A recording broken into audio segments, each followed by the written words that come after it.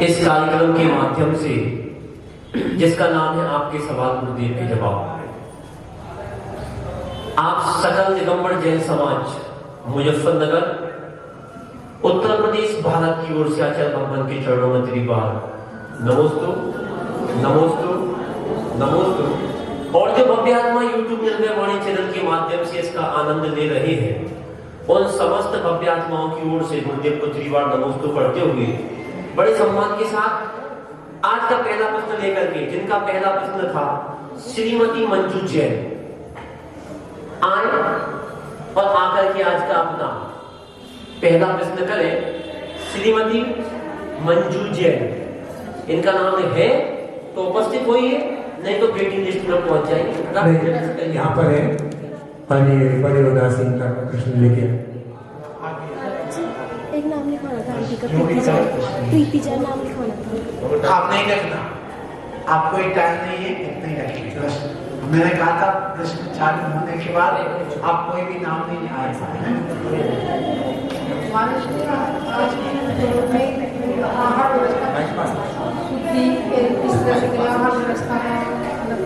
मन होता है लगाने का, समाज को मना कर दिया।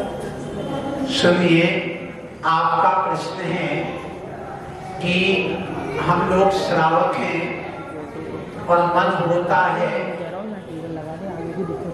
कि गुरु के हमारे घर में चरण पड़े और हमें आहार देने का अपने घर में सौभाग्य मिले, लेकिन यदि समाज के लोग प्रतिबंध लगाते हैं तो ये पाप किसको लगता है? सुनिए, ये पाप जिसने बंद किया है, प्रतिबंध लगाया है, उनको लगता है। दूसरी बात, ये तीव्र अंतराय कर्म का बंद होता है। विघ्न कर्ण अंतराय स, विघ्न डालने से अंतराय कर्म का बंद होता है। इसलिए कभी भी जिसकी भावना हो तो उसको यदि व्यवस्था नहीं तो आगे पीछे तो कर दो, लेकिन प्रतिबंध नहीं लगाना चाहिए। हाँ, यदि किसी प्रकार से सामाजिक पूरी समाज से प्रतिबंधित है तो उस व्यक्ति को जाकर के अपनी व्यथा बताना चाहिए समाज के बीच में, और उसका भी निराकरण करके एक दूसरे से सहयोगी बन करके काम करना चाहिए और उसमें पुण्य अर्जन करना चाहिए, लेकिन बाधक नहीं साधक बनो। आशीर्वाद। अगला प्रश्न लेकर के हमारे बीच में श्रीमान सोहन लाल जी जैन जो भी हैं, आइए आकर के अपना प्रश्न करके। इसके बाद श्रीमान प्रवीण कुमार जैन, ये प्लेटफॉर्म खाली करेंगे, आप प्लेटफॉर्म पर आके तैयार रहेंगे। अभी सोहन जी जैन अपना प्रश्न कर रहे हैं।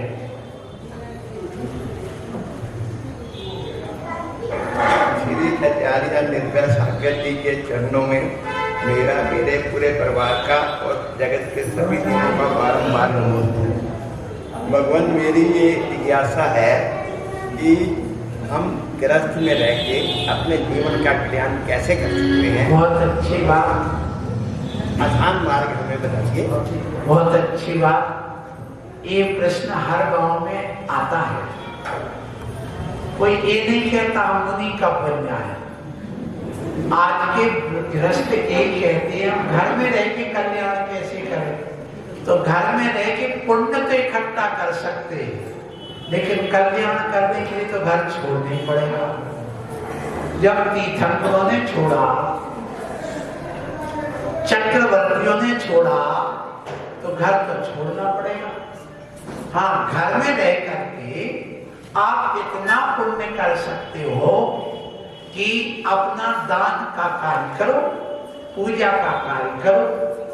अब तुम सोचो दान भी ना करें तो भी नहीं। अभी हम कहें कि प्रतिमा रख दो बनाने क्षेत्र पर, तो धीरे से खिसक जाएंगे। जबकि आज सुबह प्रवचन में कहा था कि जितना कमाते हो उसका 25% दान करके जाना। ये जैन आगम का भगवान का कहना है। 25% आदमी भोगों में खर्च कर देता है, 25% रोग में खर्च कर देता है, 25% मौज मस्ती में खर्च कर देता है और 25% कोर्ट कचहरी में खर्च कर देता है। ये आज की दशा हो रही है। तो घर में रह करके अपना कल्याण करना चाहते हो तो सुबह से टाइम से जल्दी उठो। आज सुबह प्रवचन इसी पे किया था। अपने भाग्य की सराहना करो, स्नान करो मंदिर आने के लिए, पूजा करने के लिए, भोजन बनाओ मुनि महाराज को आहार देने के लिए, अपने लिए नहीं, किसको? मुनि राज, मुनि त्यागी होती। स्नान करोगे मंदिर आने के लिए तो पाप नहीं लगेगा। भोजन बनाओगे उसमें जो पाप होगा, मुनि को आहार करा रहे उस समय त्याग की भावना होती है। तो ऐसा करिए। फिर प्रतिदिन स्वाध्याय करिए, फिर संयम का पालन करिए, ब्रह्मचर्य का पालन करिए, फिर तीनों टाइम घर में रह के सामायिक करिए, तीनों टाइम स्वाध्याय करिए। फिर इसके अलावा आप कुछ तप करिए, तब का अर्थ रात्रि भोजन अन्न जल पूरा त्याग करिए। अब रात में खाते रहो और कहो महाराज आसान मार्ग बताओ। भगवान कहते नहीं, श्रावण के जब तक अष्टमूल गुण धारण नहीं करोगे, 12 व्रतों को धारण नहीं करोगे, तब तक घर में रह के कल्याण नहीं होगा। तो घर में रह करके कल्याण करने वालों को अष्टमूल गुण धारण करना चाहिए और 12 व्रतों को धारण करना चाहिए, तो उसका कल्याण होगा आसान। अगला प्रश्न लेकर के हमारे बीच में श्रीमान प्रवीण कुमार जी जन उपस्थित हो रहे हैं। आए और आकर के अपना प्रश्न करें। इसके बाद अगला प्रश्न रहेगा श्रीमती मंजू जैन खतौली से। ऑनलाइन प्रश्न आया, अभी प्रवीण जी अपना प्रश्न करिए। साक्षात महाराज से मेरा प्रश्न है, जैसे हम देव शास्त्र को पूजन की समझ पूजन करते हैं, उसके बाद कायोसर पूर्वक नमो का मंत्र पढ़ते हैं, वो किस मुद्रा में हमें पढ़ना चाहिए? हाथ नीचे करके या जैसे जिनेंद्र देव भगवान बैठे इस प्रकार से, किस प्रकार से? बहुत अच्छी बात। देखिए, एक होती है मुक्ति सुक्ति मुद्रा, एक होती है कायुसर मुद्रा,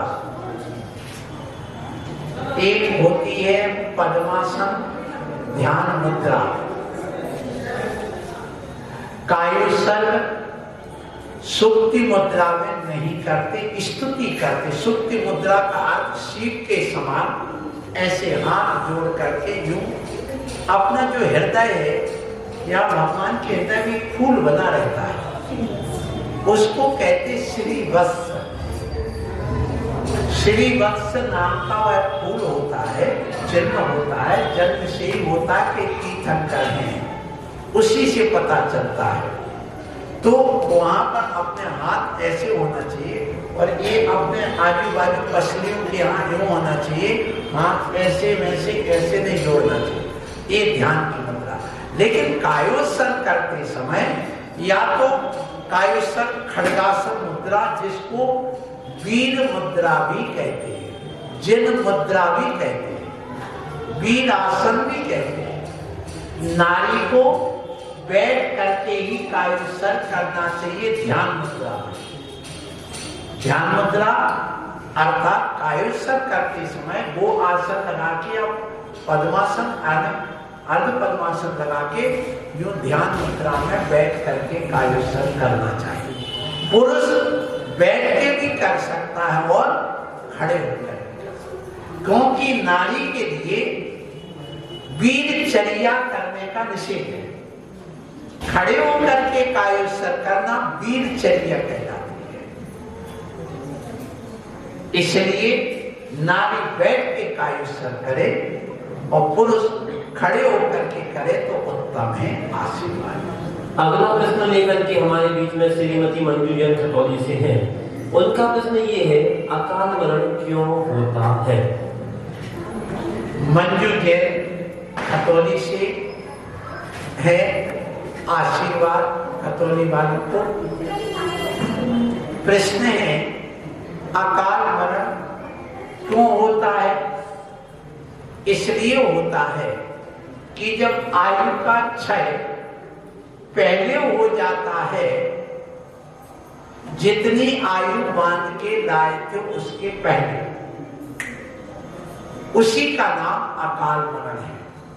तो आचार्य कुंद कुंद स्वामी ने विष बीयन रक्षय संकलेशा उत्साह आदि गाथाएं दी हैं कि विष के खा लेने से, श्वास के निरोध कर देने से, अन्याय अनीति से हृदय गति बढ़ जाने से,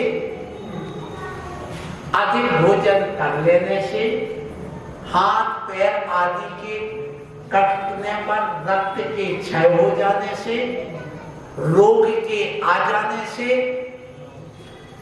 उपसर्ग हो जाने से, अग्नि वगैरह में डाल देने या स्वयं गिर जाने से आयु कर्म का क्षय देखा जाता है। इसलिए कुंद कुंद स्वामी ने अकाल मरण को स्वीकार किया है।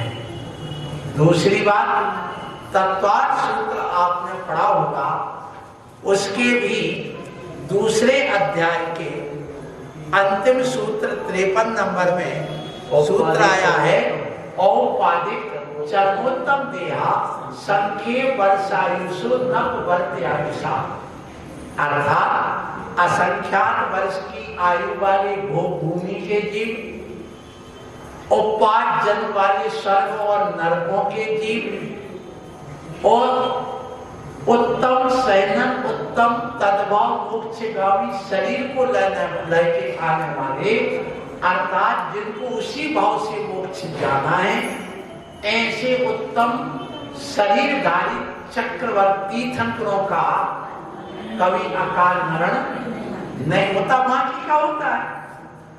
ये सिद्ध हो गया। तो अकाल मरण क्या है सुनिए, जैसे उदाहरण से बताऊं, इसको कदली घात मरण भी कहा है आगम में, सतखंडागम में आचार्य पुष्पदंत भूत बलि महाराज ने। कदली माने होता केले का पेड़। केले का पेड़ हरा भरा रहता है, फल निकलने के बाद भी खड़ा रहता है, केला आदि का, तो उसको हरे में काट के निकाल देते, उसके बाद दूसरा पेड़ उसमें से उग आता है। तो ऐसे जैसे अभी पेड़ की आयु पूर्ण नहीं हुई थी, उसके पहले उसको काट दिया तो उसका कदली घात हो गया। इसी प्रकार जैसे कोई व्यक्ति मान लो 90 साल की आयु बांध के आया और हुआ ये कि यहां से वह हरिद्वार जा रहा था। अब 90 मिनट उसको लगना थे वहां तक जाने में, और उसने जो पेट्रोल भर रखा था 5 लीटर, उतने में उसको वहां पहुंचना था। अब हुआ ये कि 40 किलोमीटर गया और पेट्रोल टंक में आग लग गई। अब बताइए 90 मिनट में जो डीजल खर्च होना था, 40 मिनट बीतने पर 40 मिनट में वहां पहुंच गया। अब 50 मिनट बाकी थे, वह डीजल कितने में जल के राख हो जाएगा? टैंक में आग लगने पर 1-2 मिनट में। अब बताइए क्या वो गाड़ी आगे पहुंच पाएगी? बोलो नहीं। इसी प्रकार से जिसने 90 वर्ष की आयु बांधी है और उसके शरीर में आग लग जाए, तो जो शेष आयु थी, जैसे वह पेट्रोल जल के राख हो गया है, ऐसे उसकी आयु भी उदीर्ण हो जाती है। कर्म के 10 कर्म बताए गए, बंध, उदय, सत्व, उदीर्ण, अवकर्षण, उत्कर्षण आदि। कितने बताए गए? 10। तो उसका अवकर्षण हो गया, उदीर्ण हो गई, आने वो आयु घट गई तत्काल वहां पर, और जो थी वो उदीर्ण में जल के वहीं पर नष्ट हो गई। इसी का नाम क्या है? अकाल मरण है। और ये इन कई कारणों से होता है। आशीर्वाद। अगला प्रश्न लेकर के हमारे बीच में श्रीमान अभय कुमार जी जैन आए और आकर के आचार्य श्री से अपना प्रश्न करें। श्रीमान अभय कुमार जी जैन, आपका प्रश्न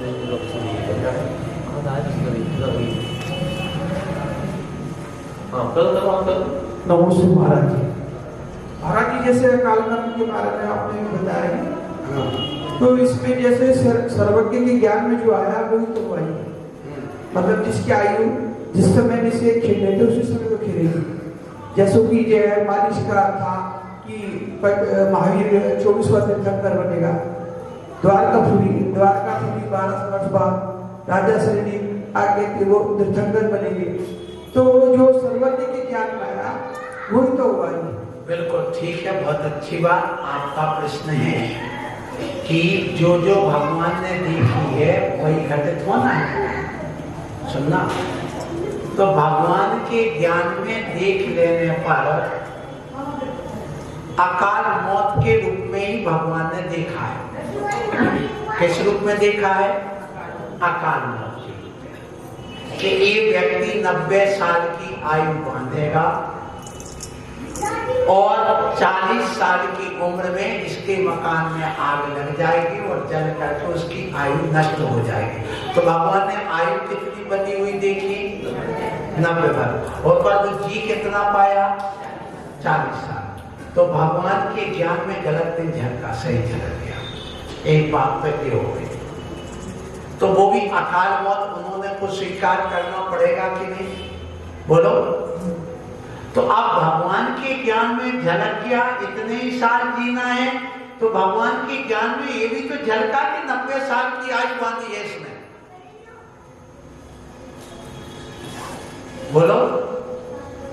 इसलिए उसको अकाल मौत ही मानना पड़ेगा। दूसरी बात और सुनिए, भगवान के ज्ञान में जो झलक गया है वैसा द्रव्य में परिणमन नहीं होता है, ध्यान रखना। जैसे हमारे, ध्यान रखना कि हमारे पुरुषार्थ के अनुसार परिणमन होता है। मुझे ये बताइए, द्रव्य का परिणमन स्वतंत्र है कि परतंत्र? द्रव्य का परिणमन स्वतंत्र है।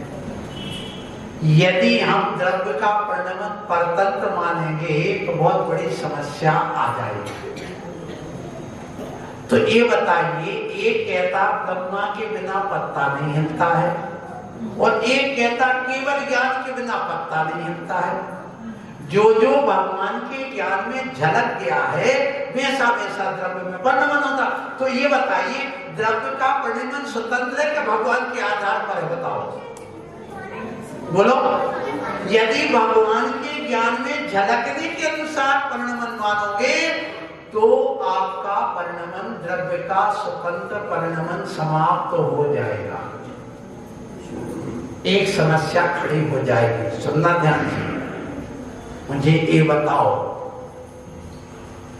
भगवान के ज्ञान में जो झलकता है वैसा द्रव्य में परिणमन होता है कि जैसा हम में परिणमन होता वैसा भगवान के ज्ञान में झलकता है? बताओ, बताइए।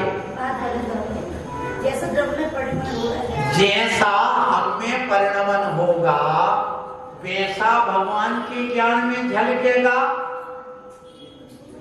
कि जैसा भगवान के ज्ञान में झलकेगा वैसा हम में परिणमन होगा? बताओ।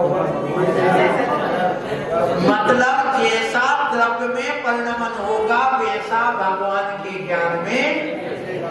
यदि ऐसा नहीं मानोगे तो द्रव्य का स्वतंत्र परिणमन समाप्त हो जाएगा। एक बात। दूसरी बात सुनिए, नमः श्री वर्धमानाय निर्धूत कलिलात्मने सालोका नाम त्रिलोका नाम यद विद्या। भगवान के ज्ञान को दर्पण कहा है। क्या कहा?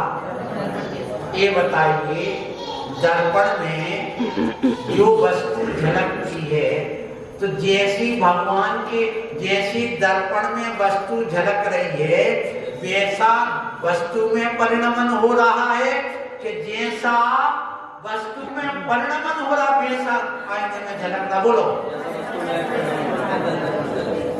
तो इसका मतलब क्या हो गया कि जैसा हमारा परिणमन होगा वैसा भगवान के ज्ञान में इतना देखा समस्या हो गई। समस्या समाधान। अब सुनो, आप कहते हो कि ऐसा होना ही था। देखिए नियोग होते हैं, क्या होते हैं? नियोग अलग चीज है और कर्म का विपाक अलग चीज है। यदि सुन लो, नियोग को हम टाल नहीं सकते। नियोग क्या कहलाता? निधत्ती निकाचित कर्म जो बन गए हैं, जिनका फल भोगना ही पड़ता है, उसको नियोग कहते हैं। जैसे नियोग के लिए सुनो क्या कहलाता नियोग? तीर्थंकर का अकाल मरण नहीं होगा। ये क्या है? सुनिए। दूसरा,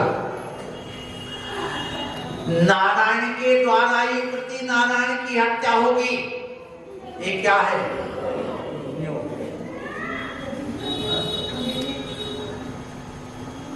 दीपायन मुनि के द्वारा निमित्त से ही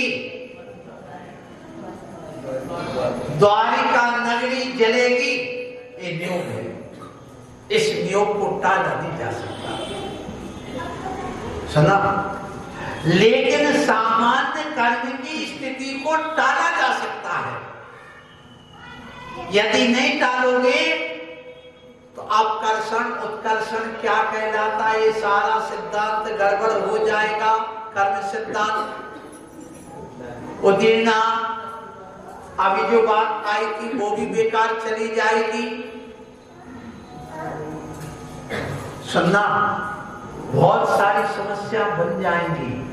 और तुमने उदाहरण दिया, अब मैं दे रहा हूं आपको उदाहरण। हजारों उदाहरण भरे पड़े। क्या? एक धर्मरुचि मुनिराज है, जो राजा था। उसने 18-19 साल के बच्चे की शादी करके राजगद्दी पर बैठा करके और मुनि बन गया। अब उसके घर में जो मंत्री था बड़ा चालाक था, 35 साल की उम्र थी, पूरा उम्र का अच्छा था, बड़ा देखने दिखाने में सुंदर था। लेकिन 18 साल के बच्चा जब राजकुमार राजा बन गया तो राज्य संभालने में उसको बड़ी परेशानी जा रही थी। तो अपनी पत्नी को ध्यान नहीं दे पा रहा था, समय नहीं दे पा रहा था, प्रेम नहीं दे पा रहा था। और मंत्री चालाक था, उसने धीरे धीरे उसकी अपनी रानी को अपने बस में कर लिया, प्रेम जाल में फंसा दिया। किसने? मंत्री। अब क्या हुआ कि वहां पर ये बात पता चली मुनिराज को। कैसे पता चली? कि भगवान के महावीर स्वामी के सम्मोषण से लोग दर्शन करके आए और एक मोटे पत्ते वाली एक दीवार जैसी एक घने पेड़ वृक्ष लगे थे समाधियों को। तो वहां पर क्या हुआ, महाराज उस तरफ बैठे थे मुनिराज ध्यान में, और इस तरफ पेड़ के इस तरफ लोग आके चर्चा करने लगे। काय का? धर्म मुनिराज, धर्मरुचि मुनिराज। बताओ, छोटे से बच्चे को राज सिंहासन दे दिया, अभी कोई मुश्किल तो हो नहीं रहा था, 2-4 साल समझा देते। अब बताओ, उसने मंत्री ने रानी को बस में कर लिया, उस राजा की, उस बेटे की, और अब वो योजना बना रहा है मारने की राजकुमार को, उस राजा को, और खुद राजा बनना चाह रहा है। ये बात किसके कान में पहुंची? उनको गुस्सा आ गया। अभी मैं मरा थोड़ी हूं, जिंदा हूं। और धनुष बाण की एक्शन करके और खड़े हो गए कि मैं यहां से अभी तीर छोड़ता हूं। और उसको यही से भस्म कर दूंगा। किसको? मंत्री। इस बीच में राजा श्रेणी के रथ पर बैठ करके जा रहा था समोसण में। भगवान से पूछा, भगवान मैं अभी धर्म रुचि मुनिराज को गलत एक्शन में देख के आया हूं, उनका भविष्य क्या है? तो वो कहते जिस पेड़ के नीचे वो ध्यान कर रहे हैं इनको इतने भाव लगेंगे अभी, और वे इमली के पेड़ के नीचे बैठे, जितने उस पेड़ में पत्ते हैं इतने भाव लगेंगे। बताओ इमली के पेड़ में कितने पत्ते होते हैं? लगाओ। अब बोले भगवान एक मुनिराज की दुर्दशा हो जाए, इतने भाव लग जाए। तो भगवान में जाओ और ये आए संबोधन करने। किसको? मुनिराज को। हे मुनिराज, क्या सोच रहे हो?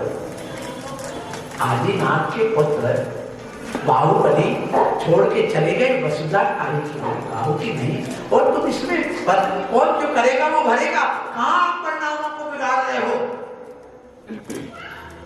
अपने परिणाम मुनिराज और उनके परिणाम सुधर गए। अब जाकर के कर पूछा, किसने? श्रेणी।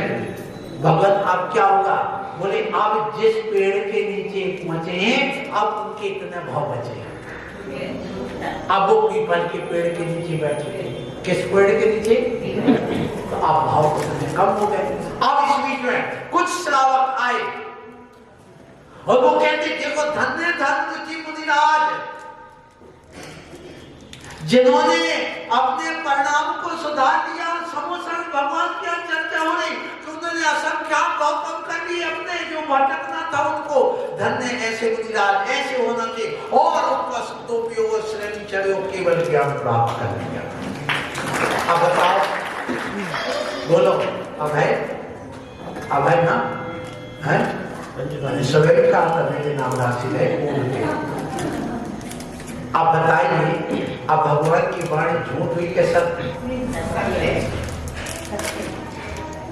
मतलब ये हुआ कि भगवान के ज्ञान में जैसा झलकता है वैसा परिणमन नहीं। अरे द्रव्य का स्वतंत्र परिणमन है, जैसा द्रव्य परिणमन करता वैसा भगवान के ज्ञान में झलकता। ये बताओ मुझे एक बात और सुन लो, भगवान के ज्ञान में व्यवहार से झलकता के निश्चय से पड़ता?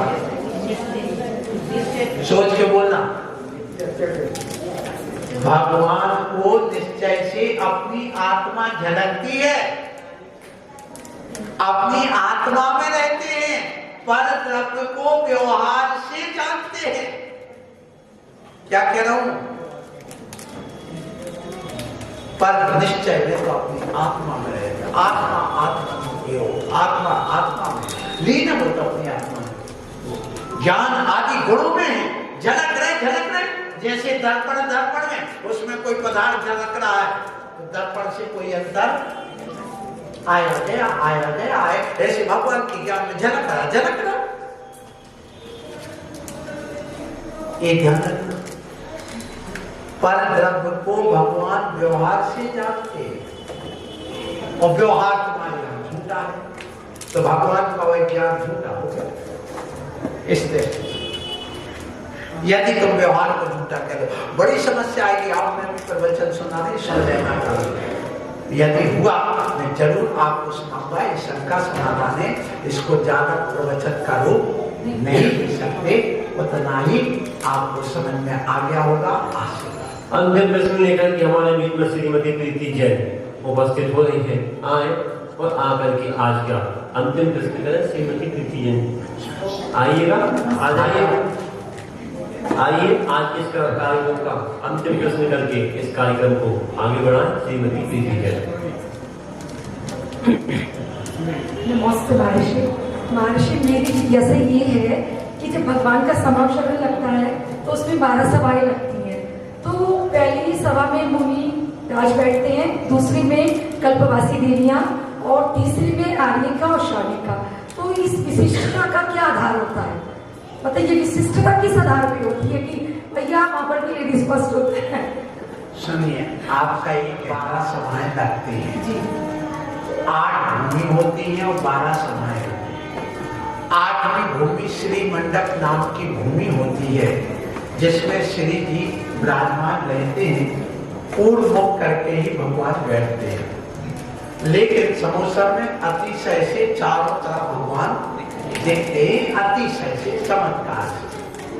तो जो 12 सभाएं लगती हैं वो किस आधार पर लगती है? सुनो, ऐसा है कि पूर्व दिशा में होता है विजय नाम का द्वार। कौन सा द्वार? विजय नाम। अब अंतिम इस तरफ तो आ गए कौन? मतलब वो मुनि, और इस तरफ आ जाएंगे 12वें नंबर पर श्रावक। 11 कौन आएंगे? श्रावक, मनुष्य। ठीक है ना? अब देखो, विचार करना कि जो क्रम चलता है वो पूर्व दिशा से घुसते इंद्र चक्रवर्ती आदि। सुनो, उत्तर दिशा से घुसते उत्कृष्ट श्रावक चक्रवर्ती आदि सब, क्योंकि वह कुबेर द्वार कहलाता है। कौन सा द्वार?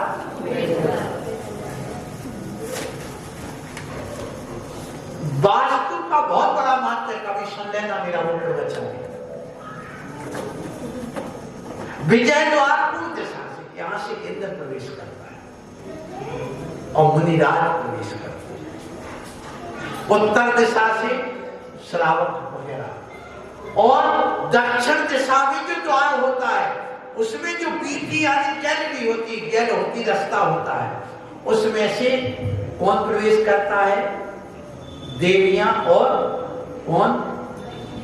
स्त्रियां। समझ गए ना? आलिका और श्राविका और देवियां कहां से? दक्षिण से घुसती, और वहां पश्चिम से भी घुसती। तो उस दृष्टि से यहाँ पर देवियां आ जाती हैं, और आलिका वहां पर। देखिए, जब आप लोग कई वाहन यात्रा करते हैं तो जो अच्छे व्यक्ति उनको उस खिड़की की तरफ स्थान दिया जाता है। कहां दिया जाता? और साइड में जहां पर लोग आते जाते मिल सके सबसे।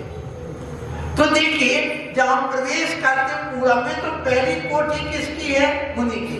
जो भी जाएगा तो मुनि को वहां से सामने से दर्शन करते हुए दिखा। और वहां से जब जाएंगे तो दक्षिण दिशा में तो कौन मिलेगा? आलिका मिलेगी, श्राविका। तो बीच में किसको सेट कर दिया? देवियों को, क्योंकि देवियों को किसी से मिलना जुलने का काम नहीं। इधर किससे मिलेंगे जुलेंगे? दर्शन करेंगे मुनियों के, गंधर्व, और उसमें दक्षिण में किसके करेंगे? आलिका। इसलिए वहां पर उनको बैठा दिया। फिर इसके बाद देव आ जाएंगे चतुर्निकाय की ओर।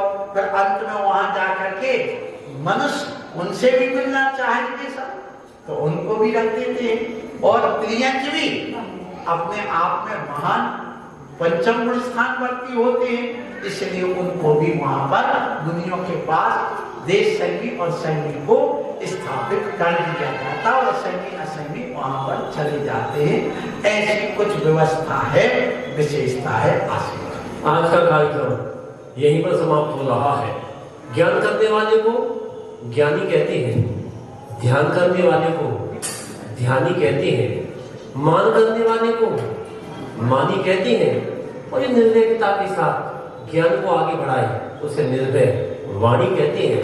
आज का कार्यक्रम बड़े आनंद के साथ आपने सुना है, आप इसको सुनते रहिएगा। गुरुदेव भले ही कहीं दूर चले जाए, लेकिन उनकी वाणी आपके घर में हमेशा जीवंत रहेगी।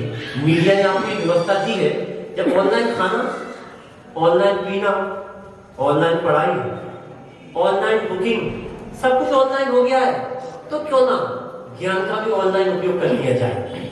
करना कुछ नहीं है, यूट्यूब पर जाना है, NIR BHY इस पे BANI डालना है, और बेल आइकन दबा करके इसको दबा करके इस चैनल से जुड़ना है। और भाई हमारे प्रियांशु जैन अहमदाबाद गुजरात, और भाई रितेश जैन सह मीडिया प्रभारी बनारस से आपके बीच में एक कार्यक्रम करते हैं। अपना भी इतना हक तो बनता है कि एक बार उस कार्यक्रम को देख लिया जाए। बहुत से लोग कल जुड़ गए थे, जो लोग नहीं जुड़े हो उसको जुड़ जाइएगा और जुड़ करके आचार्य श्री कहाँ पहुंच रहे हैं। कोई भी प्रश्न हो, वास्तु मंत्र यंत्र तंत्र संबंधी कोई भी प्रश्न हो, आप निडर होकर के पूछ सकते हैं। आपको निर्भयता के साथ उस प्रश्न का जवाब मिल जाएगा। आज का कार्यक्रम यहीं पर समाप्त हो रहा है। सुनते रहिए, सुनाते रहिए, आते रहिए और सबको बुला के लाते रहिए और ऐसे निर्भय वाणी का आनंद उठाते रहिएगा। आपको हमारा यह एपिसोड बहुत अच्छा लगा होगा। कल फिर उपस्थित होंगे मुनि कॉलोनी से मुनि के साथ ठीक 8:15 बजे और शाम को ठीक 6:15 बजे आपके सवाल गुरुदेव की जवाब की ओर से, तब तक की ओर से आप सबकी ओर से गुरुदेव को श्रीपाद नमोस्तु नमोस्तु नमो।